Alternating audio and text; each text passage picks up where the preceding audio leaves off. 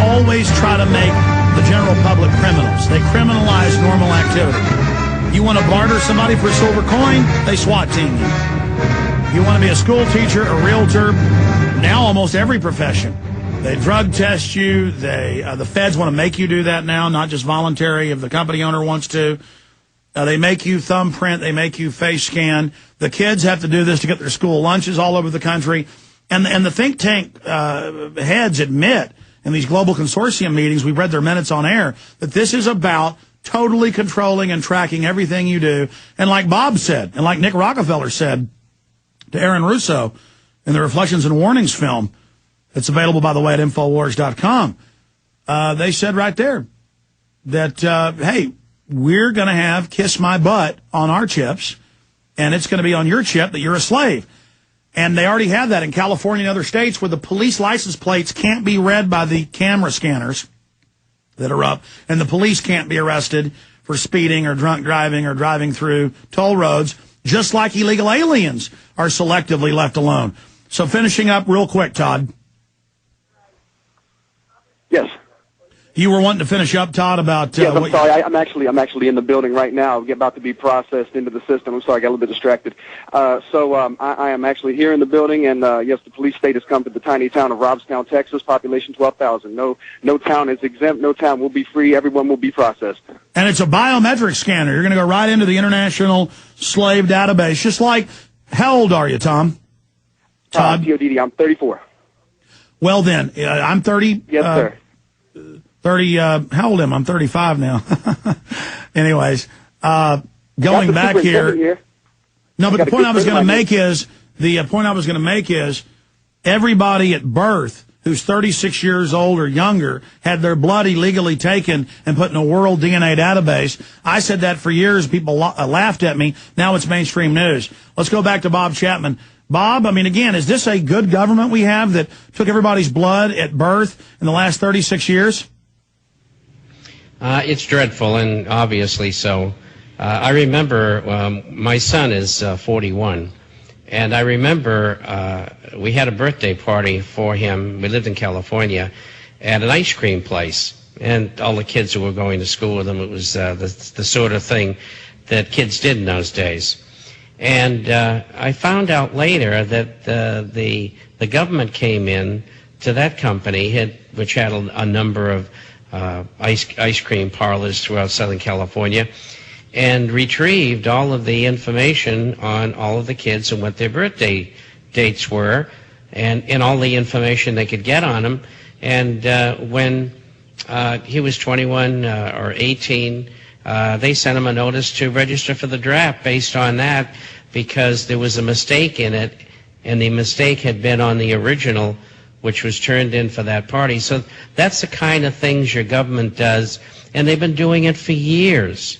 And incidentally, my daughter's a teacher, and she's going to have to come to terms with this stupidness that the government's doing in relation to teachers. Amazing, yeah. I mean, think about it. In Australia, UK, Canada, all over the Western world, for 36 years is when it started everywhere. They had some pilot programs. The Austin American-Statesman a couple months ago said for 44 years they've been taking your blood at birth. The documents I have are 36. But when I was born at Parkland in 1974, 35 years ago, they came in and took my blood. They came in and did it and sent it off to a UN database. I mean, you know, this is a rogue government, period, Bob, and we've got to get the public to come with grips with that. We've got to stop cooperating. They know we're going to stop cooperating. That's why they want this cashless society grid in place. Do you agree? Absolutely. And all the other things that they're trying to do to get rid of the people like you and I who will speak out about what they're doing.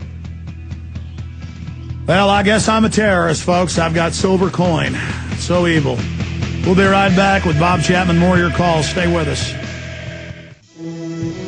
The New World Order beast is genetically modifying your food, mixing vegetables with animals, and now experimenting with viruses. Without a long-term food solution, you will have just two options: starve, or surrender. All canned food supplies will eventually run out.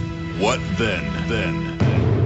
Grow your own healthy food and feed your family forever. SurvivalistSeeds.com is now the nation's largest bulk heirloom seed company, and it's owned by a real patriot, Big John Lipscomb. You can now have an infinite amount of healthy vegetables like a watermelon, a bundle of carrots, or tomatoes for a little more than a penny each. SurvivalistSeeds.com. And now you can go into business with Big John at SurvivalistSeeds.com by becoming an affiliate. See his link at SurvivalistSeeds.com.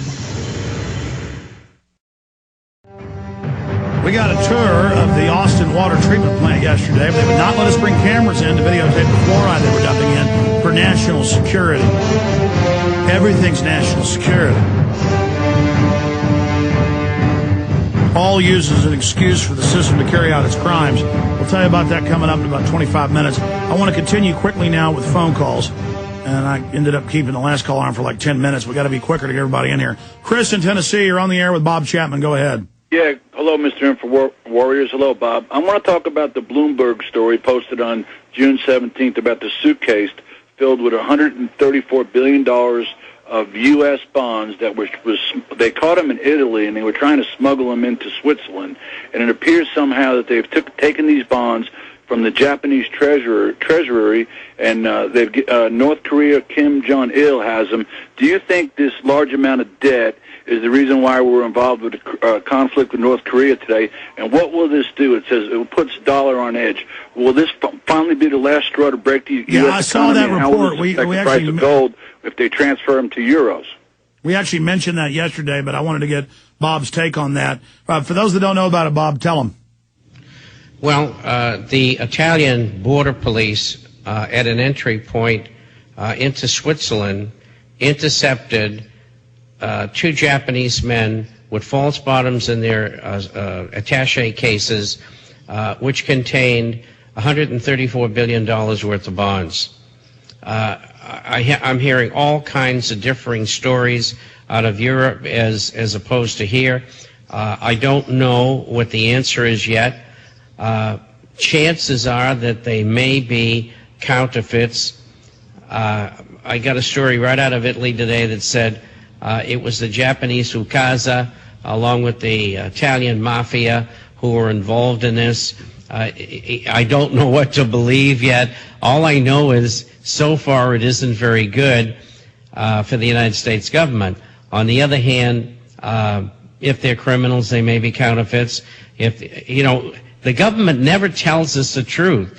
So we don't know what we're going to get in the end. Yeah, but this is the issue I want to throw out. When we've got these Madoffs and all these other criminals running the architecture of the system, that's why there's no audit of the private Federal Reserve. Can we even imagine the types of money laundering and payoffs and insider trading and scams that we're going to find? It'll be colossal. The hiding of offshore accounts that the Fed and the Treasury are both using to buy bonds in our domestic market here, the money laundering that's going on, the narcotics money, not only via the CIA and MI6, but other organizations. I mean, this goes, the consequences are enormous. That's why this legislation is so important. Good point, caller. I really appreciate you calling and making that point. Anything else? Okay, we're going to let him go. Thank you so much, Chris.